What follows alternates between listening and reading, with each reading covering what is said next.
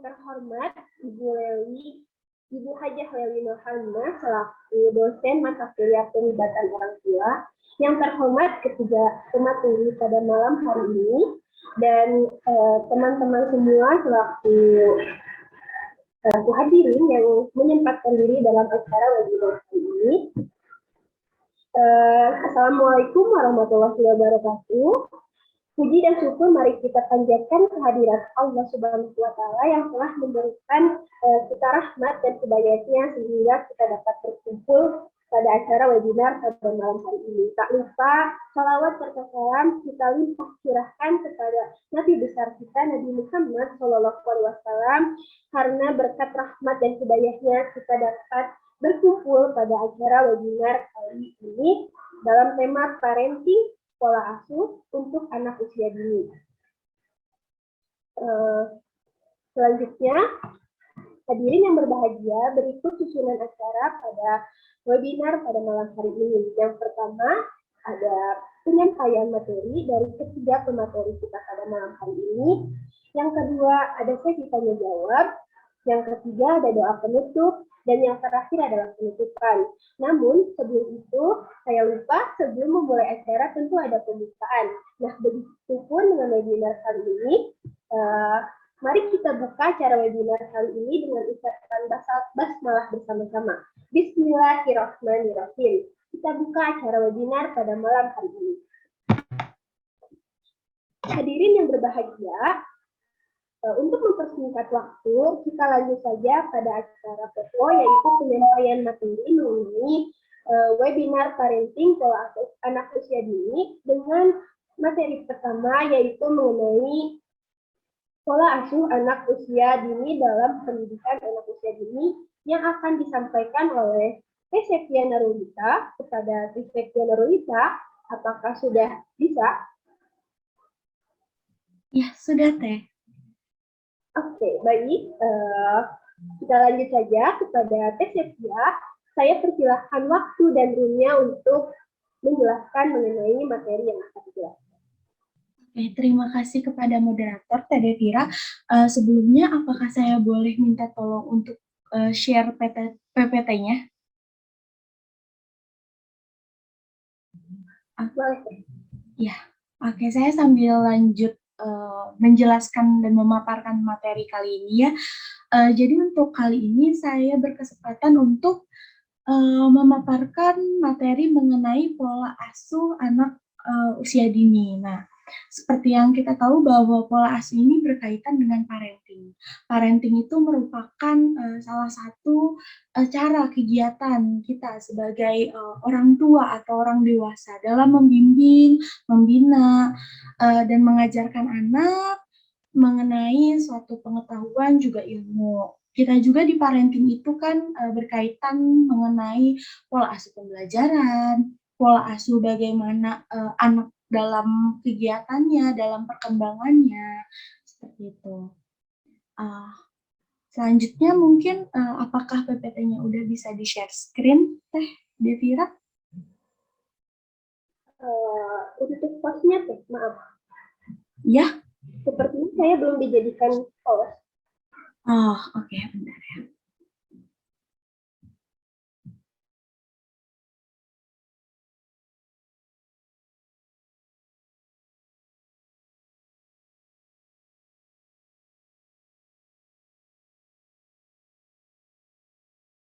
Oke, apakah sudah, Teh? Saya coba terlebih dahulu ya, Teh. Ya, mangga, Teh. Oke, sedikit menjelaskan juga bahwa dalam parenting ini kan kita kaitannya terhadap orang tua, guru, serta anak ya. Nah, jadi erat kaitannya dengan PAUD atau pendidikan anak usia dini. Nah, dalam parenting ini seperti yang tadi saya jelaskan bahwa kaitannya itu pasti bersangkutan dengan anak, orang tua, dan juga guru. Nah, boleh di slide kedua, Teh?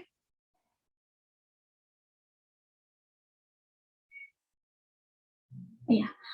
Nah, untuk mengetahui apa itu parenting, perlu juga kita ketahui tentang apa itu pendidikan anak usia dini. Karena kan anak usia dini ini merupakan peran dan unsur penting dalam adanya parenting ini. Karena parenting kan uh, tujuannya, tujuan kegiatannya itu untuk diberikan kepada anak usia dini. Nah, uh, menurut Undang-Undang Sistem Pendidikan Nasional, tepatnya pada Undang-Undang Nomor 20 Tahun 2003 tentang Sistem Pendidikan Nasional dijelaskan bahwa pendidikan anak usia dini adalah suatu upaya pembinaan yang ditujukan kepada anak sejak lahir sampai dengan usia 6 tahun yang dilakukan melalui pembinaan, pemberian rangsangan, terus juga pemberian pendidikan untuk membantu pertumbuhan dan juga perkembangan pendidikan dan juga rohani anak, dan juga mempersiapkan anak nih untuk mempunyai kesiapan dalam memasuki pendidikan yang lebih lanjut.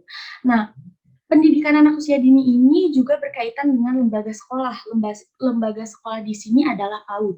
PAUD itu perlu menyediakan pelayanan fasilitas pendidikan yang dimana PAUD itu didirikan sebagai tempat bermain sekaligus belajar yang menyenangkan dan edukatif untuk anak usia dini.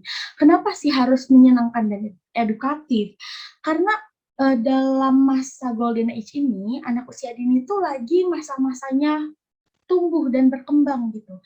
Anak-anak usia dini ini diprioritaskan pertumbuhannya agar nantinya saat dia tumbuh dewasa akan maksimal gitu perkembangan serta pertumbuhan fisik maupun psikisnya maupun intelektualnya seperti itu.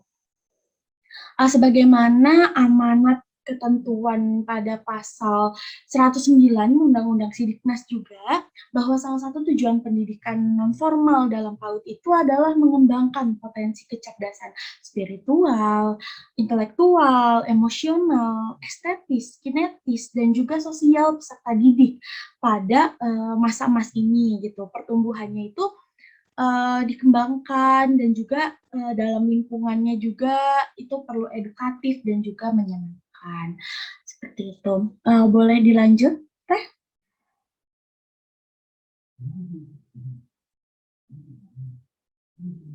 Nah, lalu dalam pendidikan ini, pendidikan anak usia dini itu, pemberian pendidikan itu perlu juga disertai oleh pola asuh dan pola pembelajaran yang baik gitu, yang baik dan benar agar nantinya efektif gitu pemberian pengetahuan serta ilmu dan juga bisa diserap langsung oleh anaknya. Nah, mungkin teman-teman atau audiens di sini masih bingung apa sih itu pola asuh dan pola pembelajaran. Kita bedah dulu dari polanya. Pola itu kan merupakan sistem ya, merupakan cara, metode yang digunakan sebagai nantinya dirujuk kepada output yang akan dihasilkan dari sistem itu sendiri. Nah, sedangkan asuh itu adalah kegiatan mendidik, merawat, menjaga, dan juga melatih soft skill maupun hard skillnya. Seperti itu. Nah, sedangkan dalam pola pembelajaran ini adalah bagaimana cara metode orang tua dalam memberikan pengetahuan serta ilmunya kepada anak agar bisa langsung diserap dan juga langsung dipraktekkan oleh anak gitu. Nah, pola asuh dan pola pembelajaran ini sangat penting karena nantinya pola pembelajaran dan pola asuh ini yang akan menjadi patokan perkembangan anak ini akan menuju ke arah yang lebih baik atau tidak seperti itu. Nah, mungkin boleh dilanjut ke slide selanjutnya. Nah, seperti yang tadi saya jelaskan bahwa pola asuh ini urgensinya sangat dibutuhkan gitu. Pola asuh anak usia dini ini juga terbagi menjadi 3. Ada pola asuh otoriter, pola asuh demokratis maksud saya, dan juga pola asuh permisif. Nah, pola asuh otoriter ini yang pertama dia itu karakteristiknya kan otoriter ya, otomatis mengikuti kehendak pemegang kuasa otoriter gitu. Nah, di sini contohnya misalkan seperti orang tua memberikan aturan-aturan, memberikan kebijakan-kebijakan kepada anaknya. Misalkan memberi peraturan anak, batasan anak dari A sampai Z, misalkan seperti itu. Nah, itu pola asuh otoriter, yang dimana anak itu harus secara wajib mengikuti apa yang dikehendaki oleh orang tuanya. Itu pola asuh otoriter. Nah, nanti ini akan outputnya anak ini nantinya akan menjadi anak yang penurut. Biasanya anak yang otoriter ini cenderung penurut, cenderung mengikuti arahan gitu. Nah, yang kedua ini pola asuh demokratis. Nah, berbanding terbalik dengan otoriter, demokratis ini lebih tertuju pada kebersamaan. Jadi semua kebijakan dan peraturan itu diobrolkan secara musyawarah dan mufakat. Dan di sini demokratis itu membebaskan anak untuk mengekspresikan segala pendapatnya. Jadi di sini biasanya ada diskusi dulu antara anak dan orang tua. Baiknya seperti apa dan keinginannya seperti apa. Nah, pola asuh demokratis ini biasanya menciptakan keharmonisan antara orang tua dan anak. Seperti itu. Nah, yang terakhir itu pola asuh permisif. Nah, pola asuh permisif ini adalah pola asuh yang mungkin seperti membiarkan tapi tidak. Biasanya terkesan cuek kalau yang permisif ini. Namun kecuekan ini pun disertai juga oleh batasan-batasan gitu. Cuek ini lebih ke memberikan kebebasan secara penuh gitu. Nah, biasanya pola asuh permisif ini outputnya agak tricky karena bisa jadi baik, namun juga bisa jadi buruk gitu untuk anak. Nah, sebenarnya dari ketiga pola ini juga outputnya itu diharapkan akan bagus.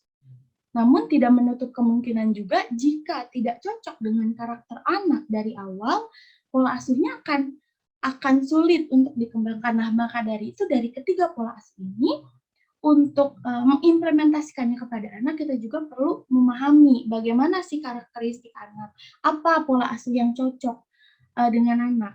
Jika kita sudah tahu, oh anak inginnya seperti ini, maka pola asuh yang lebih baik diterapkan itu seperti ini. Seperti itu. Jadi orang tua maupun guru ini perlu mengetahui dari awal bagaimana karakteristiknya untuk bisa untuk bisa memilih dan mengimplementasikan pola asuh mana yang akan digunakan kepada anak. Seperti itu. Nah, mungkin sekian untuk materi dari saya. Saya terima kasih atas waktunya. Saya kembalikan kepada moderator. Mangga Teh. Ya, terima kasih untuk materialnya, kesetiaan modul kita, di mana kita tuh sudah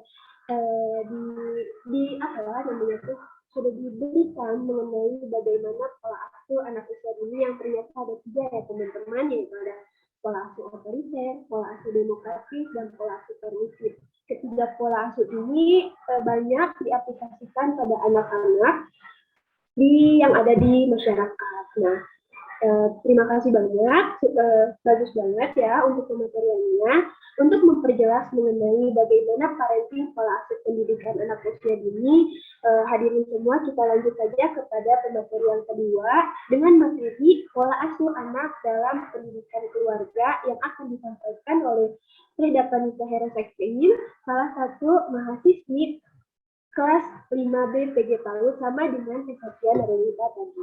Kepada Frida Panita, saya persilahkan waktu dan roomnya. Baik, terima kasih Teh Devira atas waktu dan roomnya untuk malam ini. Sebelumnya boleh di-share PowerPoint-nya?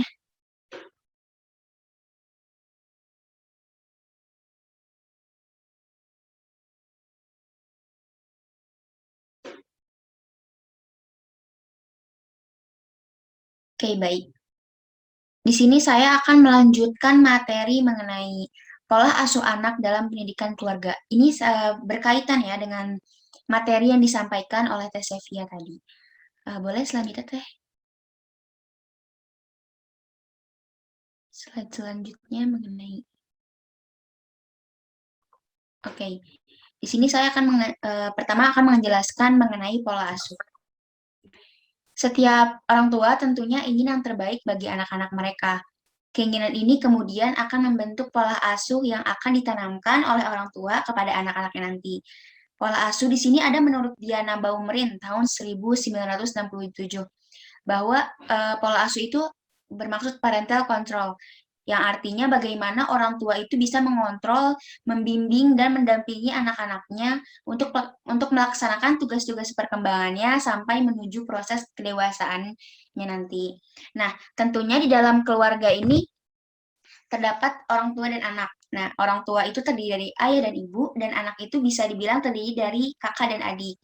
Nah, definisi dari keluarga ini merupakan wadah pendidikan yang besar pola asuhnya terhadap anak. Nah, dalam pendidikan keluarga ini, pendidikan keluarga tidak bisa dipisahkan oleh anak dan keluarga itu tidak bisa dipisahkan karena keluarga ini merupakan lingkungan sosial pertama yang ditemui oleh anak sejak mereka lahir ke dunia. Terus juga orang tua itu kan terdiri dari ayah dan ibu. Ayah dan ibu ini merupakan orang yang bertanggung jawab pada seluruh anggota keluarga. Orang tua juga menentukan kemana keluarga ini akan dibawa dan apa yang harus diberikan kepada orang tua dengan anaknya sampai anak itu bisa memegang dirinya sendiri gitu. Jadi selama masih usia dini sampai mencapai proses kedewasaannya, anak itu masih tanggung jawab orang tua. Dan juga hal ini masih tergantung dan sangat memerlukan bekal pada orang tua, sehingga orang tua ini harus memberikan bekal kepada anaknya tersebut. Gitu. Terus boleh selanjutnya, Teh?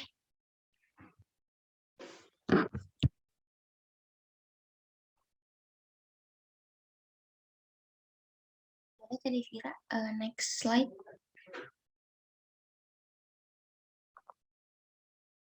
Oke, di sini saya akan menjelaskan mengenai bentuk pola asuh anak. Yang tadi telah disampaikan oleh Teh Sevia, saya kan ingin menjelaskan sedikit bahwa pertama itu ada pola asuh demokratis atau otoritatif, atau yang biasa disebut dengan authoritative parenting. Pada pola pengasuhan ini, gaya otoritatif bersifat positif dan mendorong, Yang pertama itu ada pola asuh otoriter, atau biasa disebut dengan authoritarian parenting. Pada pola asuh ini biasanya orang tua cenderung membatasi dan menghukum anak. Mereka secara otoriter mendesak anak untuk mengikuti perintah dan untuk selalu menghormati mereka. Orang tua dengan pola ini sangat ketat dan memberikan batasan dan kendali yang tegas terhadap anak-anak. Serta pada pola asuh ini terjadi komunikasi verbal, yaitu komunikasi satu arah. Karena di sini hanya orang tua gitu yang bisa menuntut, dan anak harus mengikuti apa perintah dari orang tua itu. Orang tua pada tipe pola asuh ini menilai anak sebagai objek yang harus dibentuk oleh orang tua. Jadi orang tua merasa lebih tahu mana yang terbaik untuk anak-anaknya gitu. Anak yang diasuh dengan pola otoriter ini seringkali terlihat kurang bahagia, ketakutan, terus melakukan sesuatu itu takut salah, terus suka minder. Makanya pada pola asuh ini terjadi komunikasi verbal. Jadi orang tua terlalu banyak menuntut dan anak hanya bisa mendengarkan gitu. Contoh dari tipe pola asuh ini yaitu contohnya orang tua melarang anaknya untuk bermain, padahal bermain itu kan dunia anak ya. Bermain itu tempat anak untuk belajar gitu. Dan sedangkan orang tua di sini melarang anak untuk misalnya bermain dengan laki-laki, misalnya perempuan dengan laki-laki, terus dilarang bermain box gitu yang mungkin anak, atau misalnya gini deh, anak menyukai barang gitu, kipas. Nah, dan orang tua melarang itu, padahal mungkin dengan kipas itu anak bisa mengembangkan perkembangannya lewat kipas itu gitu. Terus Lanjut di sini yang kedua ada pola asuh demokratis atau otoratif yang bisa disebut dengan authoritative parenting. Pada pola pengasuhan gaya otoritatif ini bersifat positif dan mendorong anak-anak untuk mandiri. Namun di sini orang tua tetap harus menempatkan batas-batas dan kendali atas tindakan mereka. Orang tua pada tipe ini juga memberikan kebebasan kepada anak untuk memilih, terus untuk melakukan suatu tindakan, serta pendekatan yang dilakukan oleh orang tua ke anak juga bersifat hangat. Jadi pada pola asuh ini bersifat kasih sayang ya, orang tua bisa lebih merangkul anak, bisa membebaskan anak, tapi tetap dalam awasan orang tua. Dan juga biasanya pada pola asuh ini, anak bisa lebih dewasa, karena bisa menentukan pilihannya sendiri, mereka bisa lebih mandiri, bisa lebih ceria, terus bisa mengatasi stresnya gitu, bisa mengatasi emosinya dengan baik. Terus yang ketiga ini ada pola asuh permisif, atau biasa disebut dengan permissive parenting. Orang tua dengan gaya pengasuhan ini tidak berperan dalam kehidupan anak. Kenapa tidak berperan? Karena di sini orang tua anak apa ya, diarahkan untuk berjalan sendiri gitu, tidak diarahkan harus kemana dan harus kemana, padahal itu juga merupakan anak itu perlu bimbingan dari orang tua. Di sini anak diberikan kebebasan melakukan tanpa pengawasan dari orang tua. Orang tua cenderung tidak menegur atau memperingatkan, jadi sedikit bimbingan dari orang tua. Pada anak yang diasuh dengan pola ini cenderung melakukan pelanggaran-pelanggaran karena mereka tidak mampu mengendalikan perilakunya, tidak dewasa, memiliki harga diri yang rendah, dan sehingga mereka merasa terasingkan gitu di keluarga. Kok saya gini ya, kok saya tidak diarahkan, padahal pada usia dini itu sangat perlu loh bimbingan dan arahan dari orang tua gitu. Terus selanjutnya boleh next. Di sini ada kesalahan-kesalahan orang tua yang dilakukan terhadap pola asuh anak.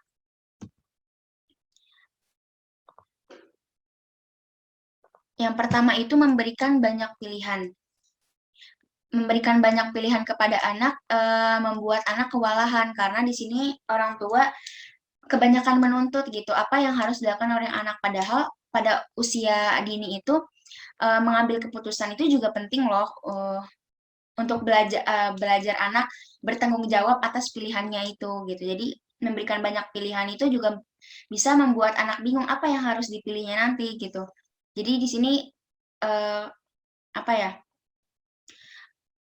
agak sedikit kurang efektif gitu ya. Terus yang kedua ini terlalu dimanjakan.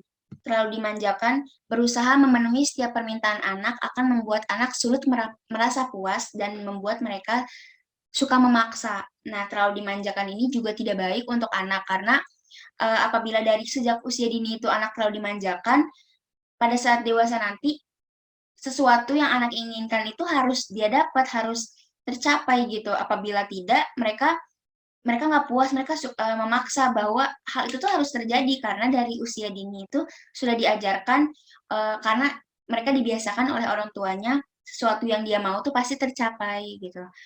Terus yang ketiga itu ada terlalu membebaskan anak untuk terlalu membebaskan anak.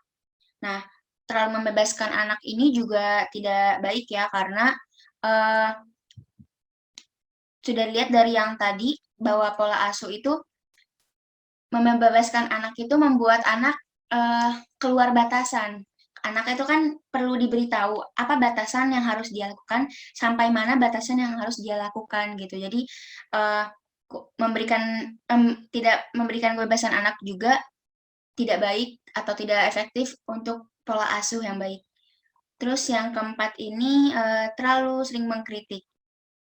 Anak yang orang tuanya selalu mengkritik akan tumbuh menjadi anak yang kurang percaya diri dan menuntut kesempurnaan dalam segala hal. Saat dia melakukan kesalahan, mereka ngerasa tidak berguna dan marah gitu. Karena terlalu sering mengkritik ini juga tidak baik dilakukan kepada anak. Jadi anak tidak merasa percaya diri dan selalu salah. Anak melakukan ini salah dan anak melakukan ini salah karena terlalu banyak kritikan-kritikan yang diberikan orang tua kepada anak. Tuh, terus selanjutnya boleh next. ada pola pengasuhan yang baik. Nah, ini hal positifnya yang harus dilakukan orang tua kepada anak. Boleh Teh Vira next. Oke.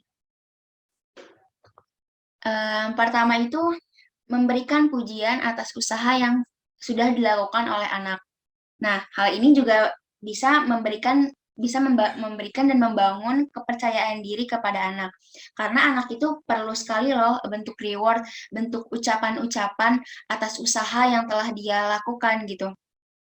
Hal kecil aja, misalnya terima kasih saja itu sudah membuat anak merasa dihargai gitu. Dan selanjutnya ada tidak membandingkan. Tidak membandingkan itu juga hal yang penting karena jangankan anak usia dini ya, usia kita aja, usia dewasa saat ini kita tidak suka dibanding-bandingkan dengan orang-orang lain. Karena setiap anak itu pasti memiliki keunikannya masing-masing, sehingga tiap anak akan memiliki poin positifnya gitu. Agar jadi yang perlu dilakukan oleh orang tua itu fokus kepada anak untuk mengembangkan kelebihannya. Jadi si kelebihannya ini orang tua kembangkan dibandingkan dengan membanding-bandingkan hal misalnya tentang dibandingkan dengan kakaknya atau adiknya, itu kan bisa mematahkan semangat anak gitu. Terus ada menciptakan lingkungan yang positif. Lingkungan yang mendukung terhadap bakat dan kreativitas anak, orang tua yang selalu memberikan pandangan positif pada anak akan dapat membentuk pribadi anak menjadi lebih mandiri dan tidak putus asa. Nah, lingkungan yang positif ini juga bisa menjadikan pola asuh yang positif di dalam keluarga. Terus juga aktif berkomunikasi. Ada baiknya orang tua dan anak itu saling terbuka sehingga anak akan bisa lebih nyaman bercerita kepada orang tua. Hal-hal kecil aja misalnya sebelum tidur. Itu kan waktu yang tepat untuk anak usia dini bercerita ya. Jadi di situ anak berkomunikasi bagaimana hari ini gitu. Apa yang sudah dipelajari dari sekolah tadi misalnya gitu. Terus apa sih yang membuat kamu bahagia hari ini? Itu kan juga merupakan bentuk komunikasi agar anak bisa merasa dipedulikan gitu. Anak juga bisa lebih terbuka lagi ke depan, lebih terbuka untuk pada saat nanti gitu. Terus juga penuh kasih sayang. Nah, dukung perkembangan anak dengan memberikan kasih sayang dan kehangatan. Sikap hangat dari orang tua akan membantu mengembangkan sel saraf dan kecerdasan anak. Penuh kasih sayang ini bukan berarti hanya dari ibu ya. Kasih sayang ini bisa dari keluarga, dari ayah, kakak, adik. Itu juga merupakan bentuk suatu apa ya, yang bisa membangun anak bisa lebih percaya diri atas apa yang dia lakukan. Terus juga ada berikan tanggung jawab dan hindari anak dari trauma fisik dan psikis. Oke, baik. Mungkin itu saja yang dapat saya sampaikan. Selanjutnya saya serahkan kepada moderator. Baik, terima kasih penjelasan Rita telah menyampaikan pemaparan mengenai pola asuh anak dalam pendidikan keluarga, di mana ternyata banyak hal yang perlu kita perhatikan sebagai calon orang tua di masa yang akan datang. Begitupun dengan orang tua yang saat ini sudah memiliki anak, harus memperhatikan bagaimana cara kita mengasuh anak agar anak bisa tumbuh dan berkembang sesuai dengan harapan kita ya. Oke, baik. Untuk mempersingkat waktu, mari kita lanjutkan saja ke pemaparan yang ketiga dengan topik pembagian peran ibu dan ayah dalam pola asuh anak usia dini. Nah, untuk pemaparannya sendiri, yaitu Teh Agniani Nasrullah, salah satu mahasiswi kelas 5 BPJ PAUD juga. Apakah Teh Agnia bisa mendengar suara saya? Iya, Teh Vira. Suara saya apakah terdengar jelas? Terdengar Teh. Karena Teh Agnia sudah siap juga, saya serahkan waktu dan roomnya kepada Teh Agnia. Baik, terima kasih Teh Devira atas kesempatan, waktu, dan juga roomnya. Mungkin sebelumnya saya mohon untuk ditampilkan atau di-share screen-kan PPT-nya ya. Ya, mungkin di sini saya akan melanjutkan dalam webinar ini terkait materi yaitu pola asuh, di mana saya akan menjelaskan terkait pembagian peran ibu dan ayah dalam pola asuh anak, gitu ya. Boleh di slide selanjutnya.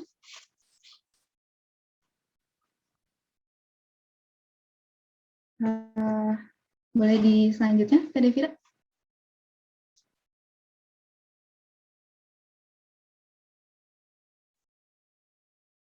Apakah ya sudah? Ya, dalam pola asuh ya teman-teman semua gitu.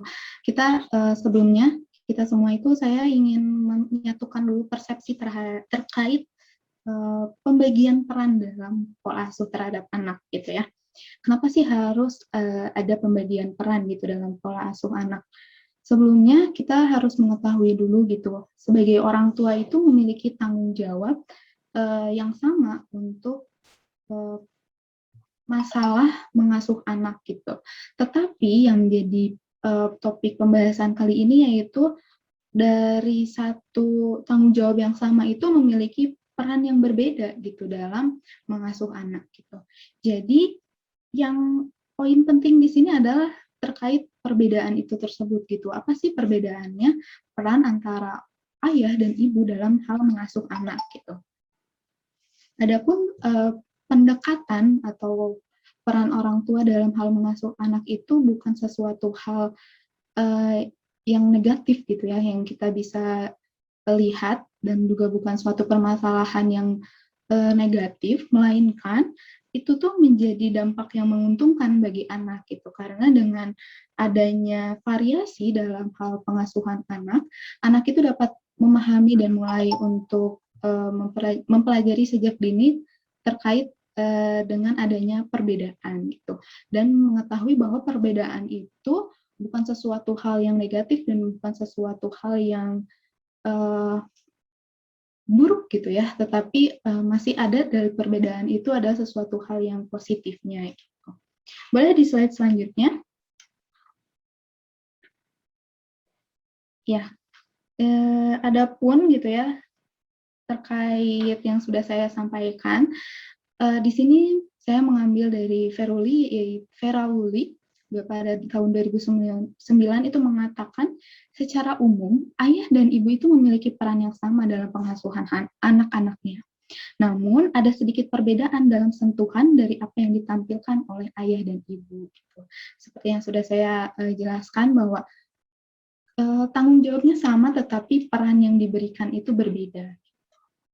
Baik, itu dasar yang materi yang saya sampaikan pada webinar kali ini. Langsung saja mungkin ya, karena apa sih gitu ya peran dari ayah dan apa sih sebenarnya peran dari ibu dalam pengasuhan. Selanjutnya, yang pertama saya akan menjelaskan terkait peran ayah bagi anak gitu ya. Apa sih peran ayah dalam hal pengasuhan anak gitu ya, dalam keluarga?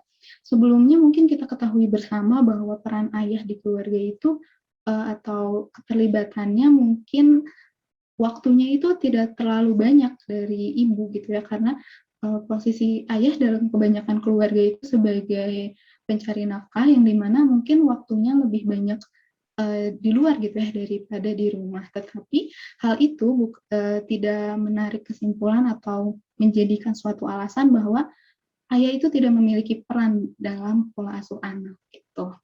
Langsung saja ke slide selanjutnya. Apa sih peran apa aja sih gitu ya yang harus ditentukan oleh ayah bagi anak. Yang pertama itu ayah itu mengajarkan anak untuk mengambil resiko. Resiko seperti apa gitu ya? Resiko di sini dimaksudkan untuk anak itu bisa mengambil keputusan gitu terkait apa yang dihadapinya gitu. Jadi seperti anak itu dilatih untuk problem solving sejak dini gitu. Hal ini tuh bisa biasanya dilakukan ayah itu untuk anaknya juga bisa untuk menjadi lebih mandiri gitu ya. Adapun caranya salah satu contohnya itu seperti pemberian pujian gitu ya dalam prosesnya. Misalnya ketika anak berproses melakukan sesuatu, ayah tuh kedua orang tua nih ya, misalnya memberikan pujian. Namun dalam pujian antara ayah dan ibu itu terdapat perbedaan, teman-teman. Adapun ayah itu akan memuji anaknya saat ayah itu percaya bahwa anaknya akan bisa melakukan sesuatu gitu. Tetapi untuk ibu itu biasanya ketika ibu memberikan pujian itu biasanya untuk tujuan menghibur atau membantu anaknya itu untuk lebih semangat gitu mengerjakan sesuatu.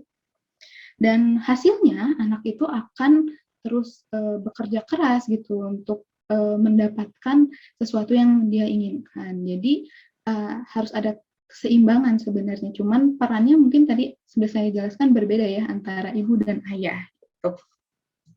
Sehingga anak pada dasarnya itu kan seorang ayah juga ingin melihat bahwa anaknya itu ingin sukses gitu ya. Jadi ayah itu mengajarkan bahwa tidak usah takut gitu untuk mengambil sebuah keputusan gitu. Mungkin lebih singkatnya seperti itu.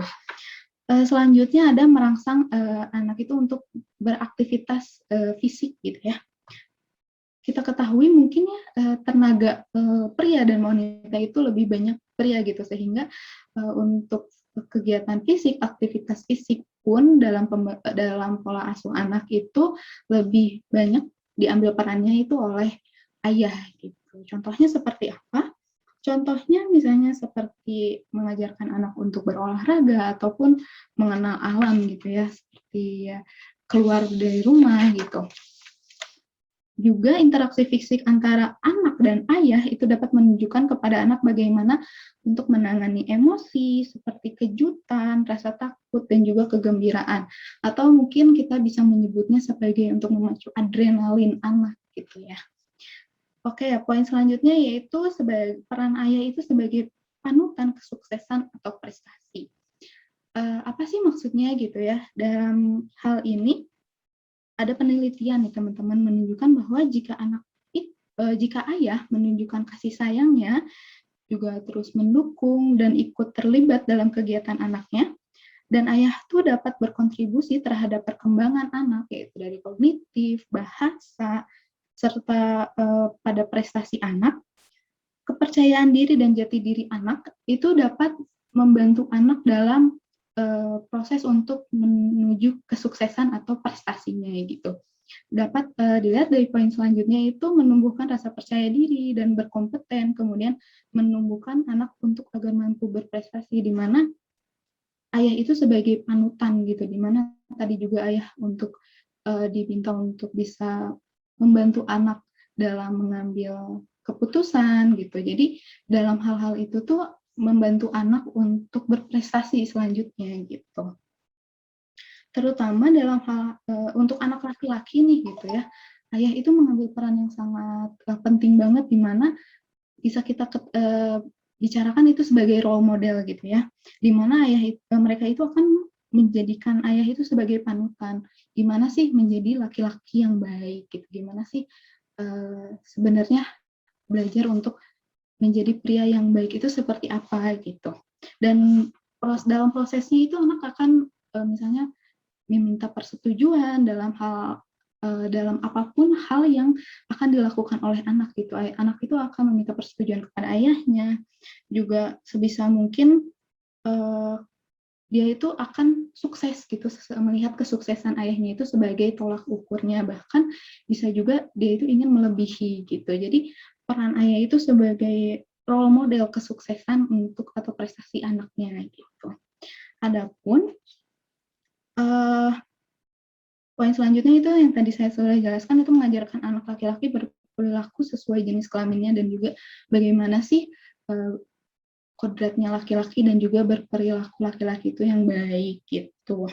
Dapat diambil kesimpulan bahwa peran ayah itu antara lain menumbuhkan rasa percaya diri dan berkompeten kepada anak, kemudian menumbuhkan rasa agar anak tuh mampu berprestasi dan mengajarkan anak untuk tanggung jawab gitu. Itu adalah peran ayah gitu ya. Selanjutnya di slide selanjutnya boleh dipindahkan mungkin Teh Devira untuk peran ibu gitu. Mungkin untuk peran ibu gitu ya, kita ketahui bersama bahwa ibu itu adalah tempat merupakan tempat pendidikan pertama gitu ya, merupakan guru pertama anak ketika anak lahir. First touch-nya mereka tuh ibu gitu. Jadi ibu itu mengajarkan pembelajaran berharga untuk anaknya dari lahir sampai anak itu dewasa gitu. Adapun apa sih peran ibu gitu dalam hal pola asuh anak, yaitu ada di slide selanjutnya. Yang pertama itu ibu itu berperan sebagai pelindung anak.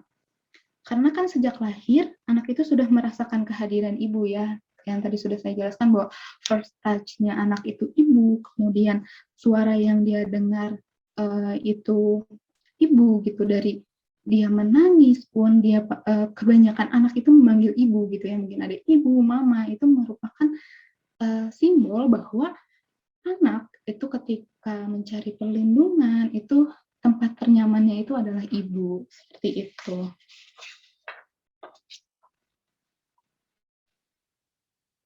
Adapun gitu ya, saat tumbuh dewasa gitu, tidak hanya anak kecil, tidak hanya pada saat anak usia dini gitu, pada saat anak dewasa pun, pada saat kita gitu ya, ketika kita mengalami masalah gitu, itu refleks misalnya kita memanggil ibu gitu ya, atau misalnya kita ada yang namanya mama gitu, itu merupakan sebuah simbol bahwa ibu itu sebagai pelindung gitu, tempat ternyaman di mana anak itu di mana anak ketika mengalami kesulitan, anak bertanya atau anak mengalami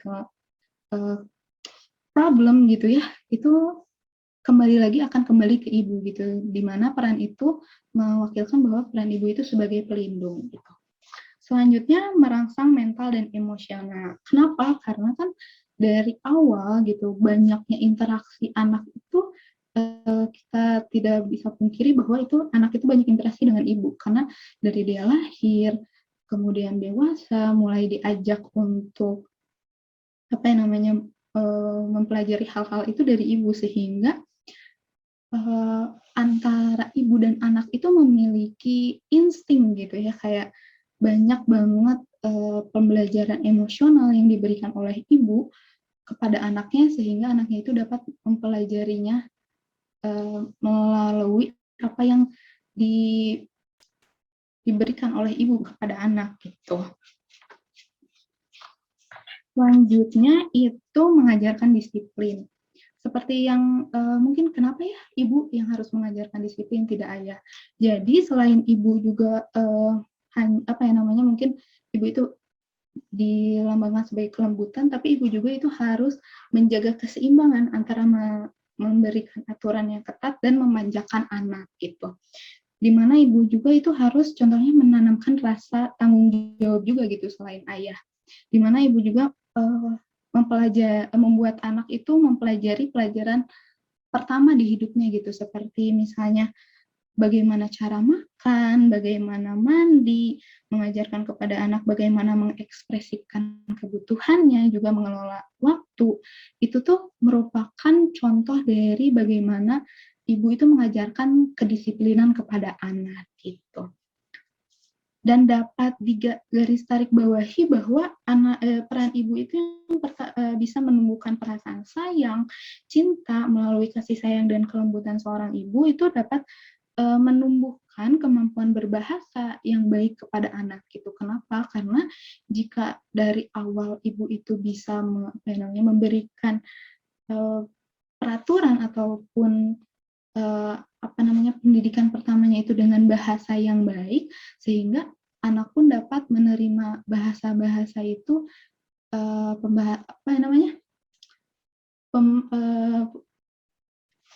penambahan bahasanya itu dalam kehidupannya itu menjadi kata-kata yang baik gitu. Kemudian mengajarkan anak perempuan untuk berperilaku sesuai jenis kelaminnya dan baik. Sama seperti ayah tadi ya gitu, ibu juga menjadi role model kepada anak perempuan gitu, bagaimana sih menjadi perempuan yang baik, bagaimana sih berperilaku sebagai wanita yang baik itu gitu. Mungkin slide selanjutnya, Mbak Devira.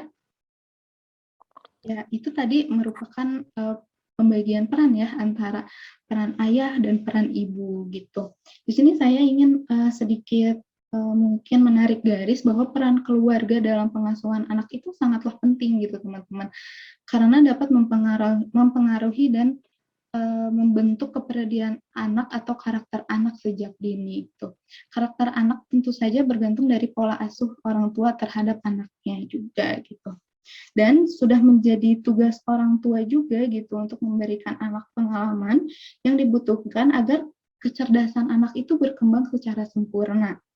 Walaupun masing-masing orang tua memiliki pola asuh yang berbeda yang seperti sudah dijelaskan oleh dua pemateri sebelumnya, tetapi peran dari ayah maupun ibu ini itu sangat penting gitu, tidak bisa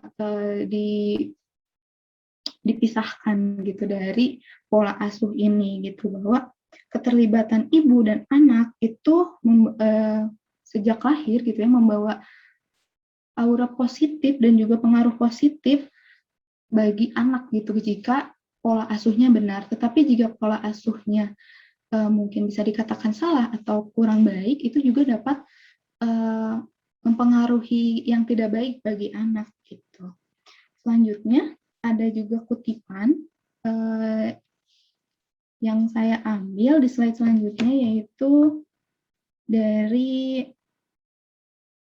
Harun Ar-Rasyid ya dalam Jama' Ma'ruf Asmani tahun 2009. Yaitu pemberian pengasuhan anak usia dini itu diakui sebagai periode yang sangat penting dalam membangun sumber daya manusia gitu. Periode ini hanya datang sekali secara serta tidak dapat diulangi lagi. Sehingga stimulasi dini salah satunya adalah pola pengasuhan anak yang baik yang bersifat mutlak diperlakukan. Jadi dari webinar ini gitu ya, dari pematerian 1 sampai sekarang ketiga itu, bahwa kita dapat tarik garis bawah atau kesimpulan bahwa pola asuh itu anak sangat penting, dan pola asuh pertama sampai selanjutnya itu sangat penting gitu. Ketika orang tua pola asuhnya baik, anak pun akan menjadi anak yang baik gitu, memiliki kepribadian yang baik, dan tidak lepas pula dari peran orang tua dalam pola asuh tersebut gitu. Mungkin sekian yang dapat saya sampaikan. Saya kembalikan kepada moderator Teddy Vira.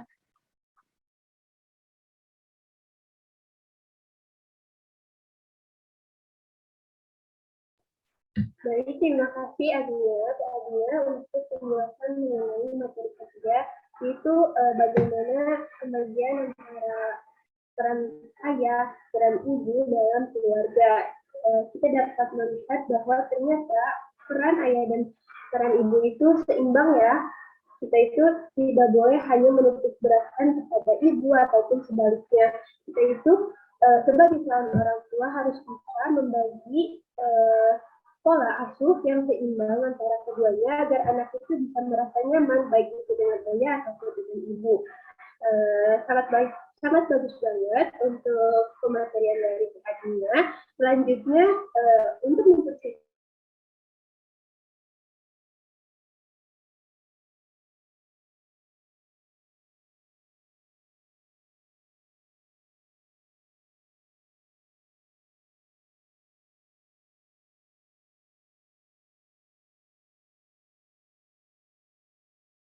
waktu mengenai materi.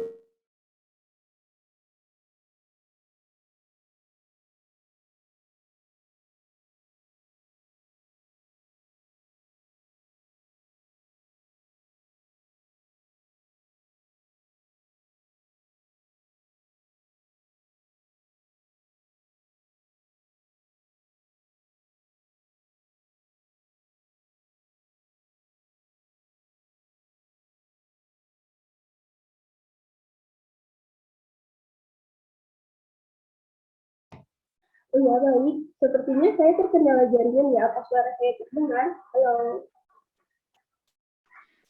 Dengar Teh Vira. Tadi Oh, ya, sempat macet. ya. Oh, ya. Maaf untuk mungkin kan masih jaringannya yang terkendala. Jadi saya ulang kembali ya, karena untuk sesi pemateriannya sudah selesai, ketiga pemateri kita sudah menyampaikan pemateriannya. Selanjutnya kita langsung saja ke sesi tanya jawab. Jadi untuk teman-teman yang ingin bertanya boleh raise hand dan langsung menyalakan audionya untuk audio dan videonya untuk menyampaikan pertanyaannya, ataupun bisa melalui kolom komentar, nanti akan saya baca. Terima kasih. Oh iya, sekarang sudah ada yang bertanya ya kepada Teh Hani. Halo Teh Hani. Ya, halo. Oh, iya. Kepada Teh Hani, saya persilahkan dan waktunya untuk pertanyaannya. Oke, makasih ya atas kesempatannya. Perkenalkan, nama saya Hani, izin bertanya terkait reward yang diberikan kepada anak. Menurut para pemateri nih, sejauh mana atau sebatas apa orang tua tuh boleh memberi reward pada anak supaya nggak jadi kebiasaan anak itu tuh kalau mau ngelakuin sesuatu atau disiplin karena ada rewardnya gitu. Itu aja, terima kasih. Baik, terima kasih Teh Hani kepada pemateri. Apakah akan langsung dijawab dari salah satu dari kalian mengenai pertanyaan Teh Hani, yaitu seberapa haruskah kita reward ya teman-teman mengenai reward, terus bagaimana cara pengendalian orang tua untuk memberikan reward tersebut, apakah ya kayak gitu. Ini mau ditampung dulu atau langsung jawab, Teh Devira? Oh, sepertinya ada yang bertanya. Kita tampung saja ya. Oke, baik. Kepada Teh Caca. Halo, Teh Caca. Apakah suara saya terdengar? Iya. Ya, baik. Saya persilahkan Jum dan waktunya untuk pertanyaan Teh Caca. Baik, terima kasih. Sebelumnya perkenalkan, nama saya Caca dari Cimahi.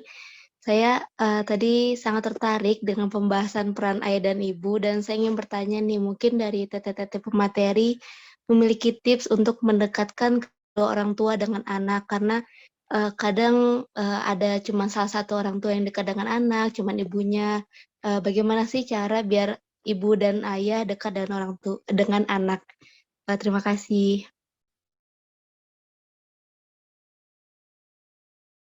Terima kasih banyak Teh Caca. Untuk teman-teman pemateri, bagaimana nih? Apakah mau menerima pertanyaan lagi atau kita langsung saja mencoba menjawab dua pertanyaan yang tadi? Mungkin saya izin menjawab pertanyaan dari Teh Hani tadi ya. Oke, tadi pertanyaan Teh Hani, sejauh mana atau sebatas apa orang tua boleh memberi reward pada anak agar anak itu tidak menjadi sebuah kebiasaan ya untuk mendapatkan reward. Nah, sebenarnya sebagai orang tua kita itu harus memberikan reward karena reward itu kan sebagai bentuk apresiasi orang tua kepada anak atas usaha yang telah dilakukan gitu. Reward ini juga bukan berarti hadiah, bukan berarti berbentuk barang. Reward ini bisa dibilang juga sebagai ucapan. Ucapan itu juga sebagai bentuk reward orang tua kepada anak. Terus juga apabila anak telah mencapai sesuatu, telah melakukan sesuatu, orang tua itu perlu memberikan reward kepada anak, tapi dengan yang tidak berlebihan, disesuaikan dengan situasi dan kondisinya. Misalnya anak melakukan sesuatu yang menurut dia effort yang dikeluarkan tuh besar gitu. Misalnya anak itu soal BAK ya, buang air kecil, dan anak berhasil melakukan toilet training atau anak berhasil tidak buang air besar dan buang air kecilnya di sembarangan lagi gitu. Itu kan sebagai bentuk pencapaian pada anak. Nah, orang tua di situ bisa memberikan sebuah kalimat, wah kamu hebat sekali sudah berhasil mencapai perkembangan ini gitu. Terus misalnya anak juara kelas. Nah, bisa disesuaikan pada saat anak juara kelas itu orang tua bisa memberikan hadiah kepada anak misalnya berbentuk mainan atau sesuatu hal yang dia inginkan gitu, tapi dengan tidak diiming-imingkan dari awal, karena kalau diiming-imingkan dari awal sebenarnya bisa juga sebagai bentuk motivasi anak untuk bisa mencapai itu gitu, tapi takutnya kalau diiming-imingkan kayak gitu anak itu lebih berpacu kepada si hadiahnya itu gitu loh. Jadi takutnya kebiasaan aku mau melakukan sesuatu biar dapat hadiah gitu. Itu juga tidak baik karena anak lebih banyak mau nuntut dan meminta takutnya. Nah, tapi orang tua di sini memberikan reward itu bisa dengan ucapan juga, dengan mengapresiasinya, terus juga memberikan hadiah tapi dengan kondisi yang sesuai. Karena anak yang dibesarkan dengan pujian atau kata-kata yang positif akan menjadikan anak menjadi seseorang, menjadi pribadi yang penuh kasih sayang dan penuh cinta. Nah, penuh penghargaan pula pada orang lain. Menghargai proses memiliki konsep diri positif pada dirinya. Jadi, anak-anak yang dididik oleh orang tua dengan penuh kasih sayang, dia juga akan menebarkan sikap positifnya itu ke teman-temannya. Jadi tumbuh menjadi seorang yang penuh kasih sayang. Tuh. Mungkin dari rekan saya atau teman-teman yang lain ada yang ingin menambahkan? Mungkin dari saya cukup. Terima kasih.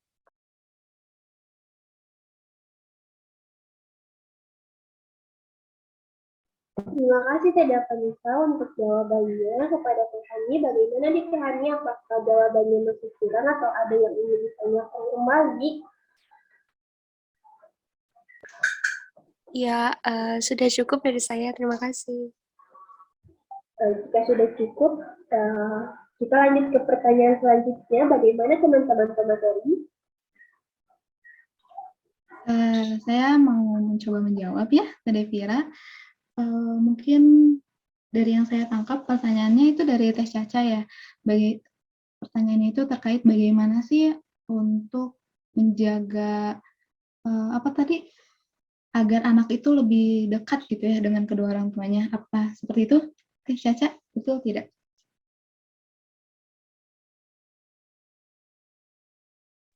Ya, betul. Oke, jadi saya akan mencoba menjawab ya. Yang pertama itu dari kedua orang tua itu harus memahami dulu gitu bagaimana sih atau apa sih terkait pola asuh gitu. Karena setelah mengetahui pola asuh gitu dan setelah mengetahui apa itu pola asuh, kemudian yang selanjutnya itu orang tua itu harus memahami juga terkait peran yang tadi sudah saya jelaskan dan teman-teman saya juga jelaskan, yaitu pertama terkait pola asuh dan juga pembagian peran. Ketika kedua orang tua itu telah mengetahui dan memahami apa itu pola asuh dan juga bagaimana pembagian peran yang baik untuk mengasuh anak, yang harus dilakukan orang tua itu membuat komitmen antara kedua orang tua.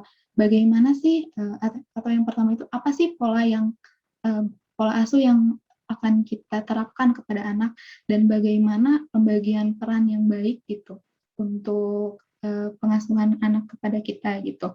Selain mengetahui tadi pola dan juga peran dan setelah komitmen, orang tua juga harus memahami bahwa anak itu berbeda-beda sehingga jangan terlalu memaksakan, tetapi lebih seperti berjalanlah seperti air aja gitu, menyesuaikan dengan kondisi anak juga.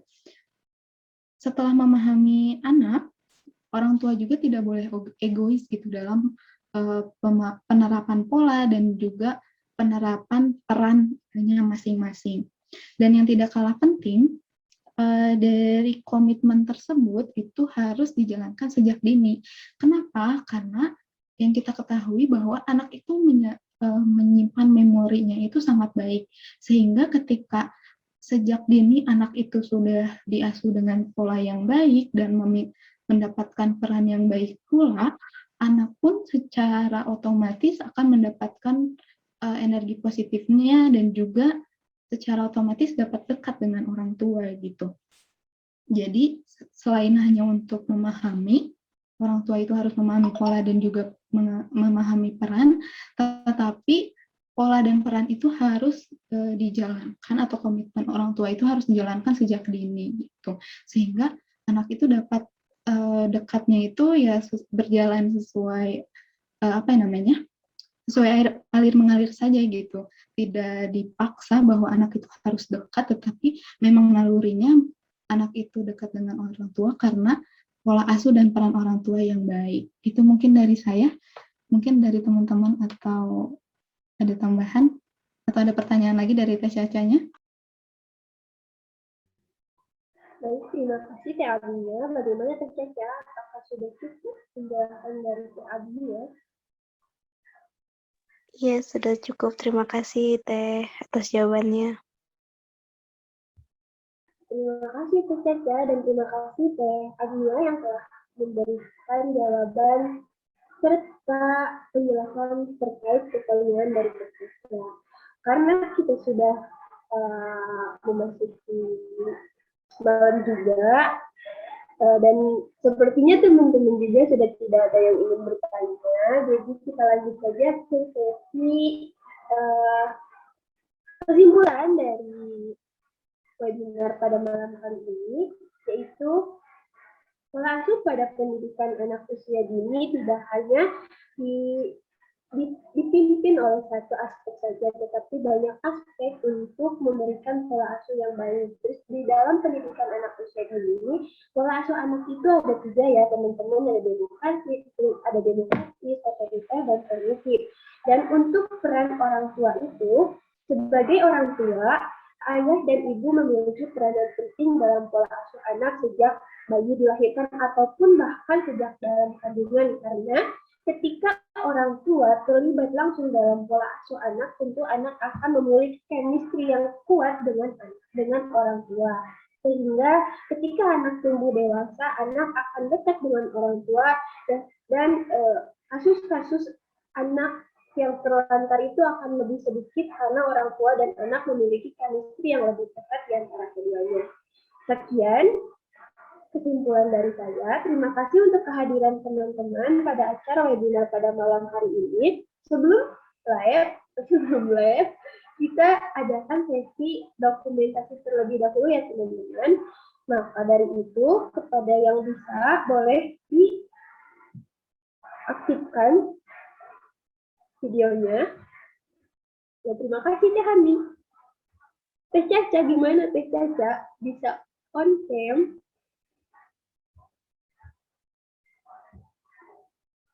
Halo.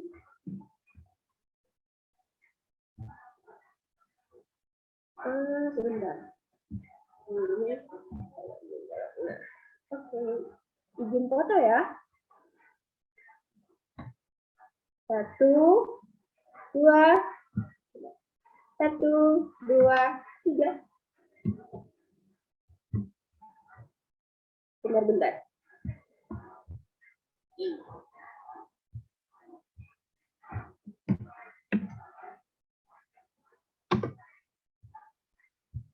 Satu kali lagi. 1, 2, 3. Oke, makasih banyak teman-teman yang sudah hadir pada acara webinar kali ini.